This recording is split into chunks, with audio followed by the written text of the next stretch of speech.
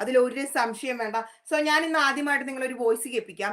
ഈ സ്ത്രീക്ക് ആരെയും തെറി വിളിക്കാനും ആരുടെ പേരിലും കുറ്റം ആരോപിക്കാനും ആരെ വലിച്ചിട്ട് എന്ത് വൃത്തികേട് പറയാനും അതിന് ഏറ്റവും വലിയൊരു തെളിവാണ് കഴിഞ്ഞ ദിവസം നമ്മൾ കേട്ട ഒരു വോയിസ്.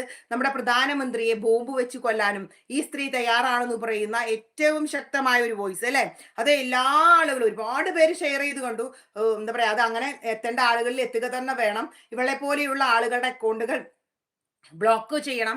അതിനെ ഗവൺമെന്റ് തന്നെ മുന്നോട്ട് വരണം. അതിനുള്ള ശക്തമായ നടപടികൾ.